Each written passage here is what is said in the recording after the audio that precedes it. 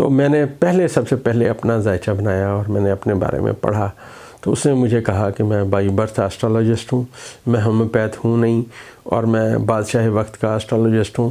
جب میں نے مسنگ پرسنس کو ڈھونڈنا شروع کیا تو ذائچے میں یہ بات بتاتا چلوں، کسی چیز کو بھی ڈھونڈنے کا ایک قاعدہ اور ایک کلیہ ہے، تو اس میں جو تالے کا حاکم ہوتا ہے وہ آپ کی گمشدہ چیز ہوتی ہے یا گمشدہ بندہ ہوتا ہے۔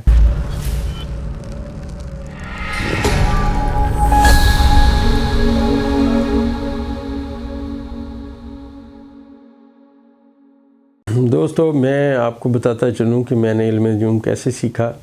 میں ہومیوپیتھ تھا، ہومیوپیتھی میں پریکٹس کرتا تھا، تو میں نے پڑھنے سے میرے بڑا شوق تھا، تو میں نے 1990 میں ایک کتاب پڑھی۔ اس کتاب کا نام ہے دی کانسٹیٹیوشن اینڈ ٹیمپرامنٹ۔ وہ جو کتاب ہے وہ ڈاکٹر آر کے مکھرجی نے لکھی ہے۔ اس نے بہت ساری بہت زبردست باتیں لکھیں، اور اس نے بروج کا ذکر کیا، اس نے انسانی بناوٹ کا ذکر کیا۔ وہاں سے اس کتاب کو پڑھ کے مجھے اس سے شوق ہوا، اور میں نے اس علم پہ تھوڑا علم حاصل کرنا شروع کیا۔ اسی دوران یہ ہوا کہ میرے ایک پیشنٹ تھے جن کا میں نے ٹریٹمنٹ کیا، وہ علم نجوم جانتے تھے۔ انہوں نے مجھے میرے بارے میں جو باتیں بتائیں وہ ایسے تھیں کہ جو میرے علاوہ کسی کو نہیں پتہ تھیں۔ تو وہ ان کی وہ باتیں سننے کے بعد، وہ اہل علم آدمی تھے، میری ان سے دوستی زیادہ ہو گئی، اور اس علم سے مجھے بہت زیادہ شوق ہو گیا۔ تو میں نے ان سے بارہا ریکویسٹ کی کہ مجھے علم نجوم سکھائیں۔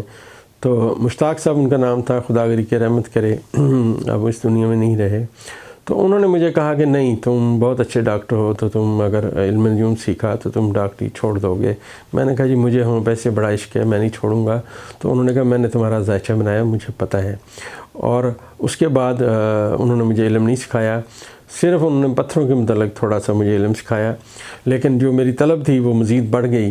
تو میں اسی علم کی تلاش میں پھر میں نے استاد محترم کو تلاش کیا۔ سب سے پہلے جو میرے استاد ہیں، وہ جنہوں نے مجھے اس علم کی ABC سکھائی، وہ اپنا بھاولپور میں، خدا انہیں گری کے رحمت کرے، اب اس دنیا میں نہیں رہے، عبدالرحیم رند صاحب ان کا نام ہے، اور شعراء آفاق آدمی ہیں، بڑی کتابیں لکھیں، بڑی تحقیق کی۔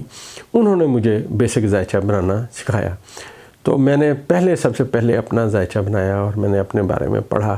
تو اس نے مجھے کہا کہ میں بائی برتھ اسٹرالوجسٹ ہوں، میں ہومیوپیتھ ہوں نہیں، اور میں بادشاہ وقت کا اسٹرالوجسٹ ہوں۔ تو اس وقت دوستو میں یہ سوچتا تھا کہ میں ایک ہومیوپیتھک ڈاکٹر جو چھوٹی سی ایک کلینک ہے جس میں صبح سے شام تک مریض دیکھتا ہوں، تو اس میں مجھے بادشاہ وقت یہاں کیا کرنے آئے گا، مجھے کہاں ملے گا بادشاہ وقت۔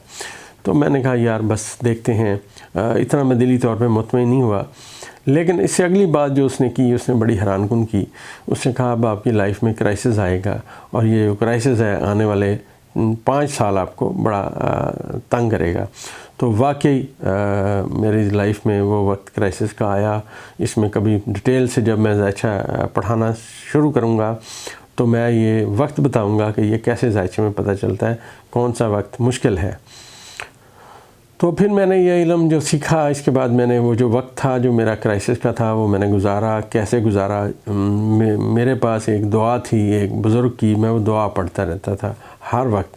تو میرے لیے کوئی مسئلہ زیادہ نہیں بنا، کوئی کرائسس نہیں آیا۔ اللہ تعالیٰ نے غیب سے اسباب فرمائے، اور اللہ نے کسی کے سامنے مجھے دستے سوال نہیں دراز کرنے دیا، جو دیا مالک نے اپنی جناب سے دیا۔ اس کرائسس میں میرا جو اللہ پہ یقین تھا وہ اور زیادہ قوی ہو گیا کہ میرا مالک میرے ساتھ ہے۔ تو دوستو اس طرح چلتے میں نے جو علم سیکھا اس میں نے مسنگ پرسنس پہ کام کیا۔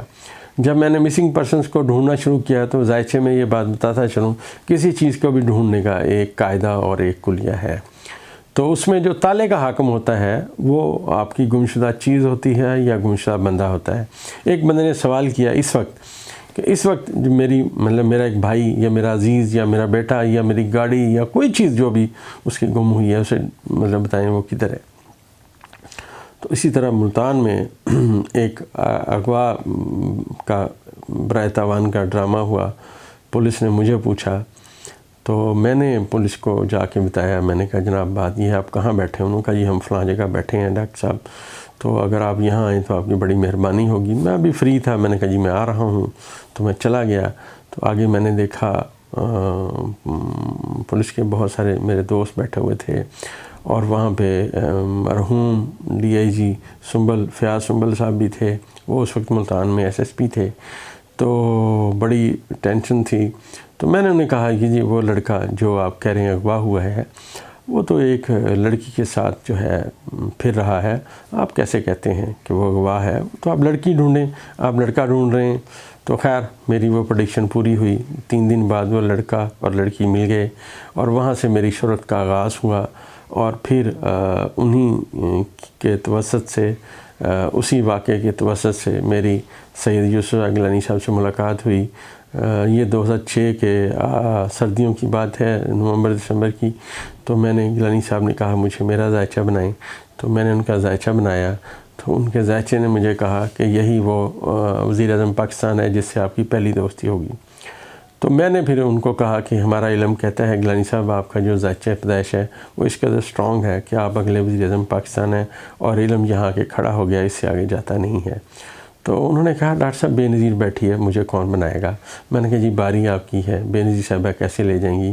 خیر انہیں میری بات کا یقین نہ آیا، تو آنے والے جو ہے کچھ دنوں بعد پھر انہوں نے کہا کہ ڈاکٹر صاحب آئیں اکٹھے کھانا کھاتے ہیں، تو میرے دوست مجھے لے گئے، تو ہم وہاں بیٹھے، ہم نے کھانا کھایا، تو انہوں نے مجھے یہی بات پوچھی، ان کا ڈاکٹر صاحب آپ کا علم کیسے کہتا ہے کہ میں وزیر اعظم بنوں گا؟ یہاں بے نظیر صاحبہ بیٹھی ہوئی ہیں۔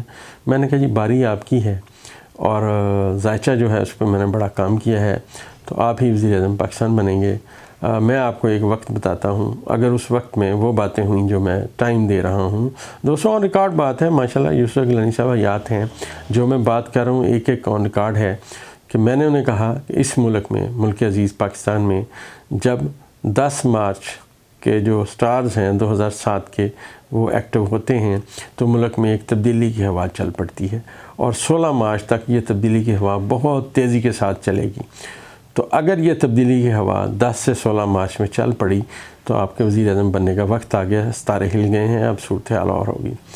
تو وقت نے دوستوں میری پریڈکشن الحمدللہ 100% ثابت کی۔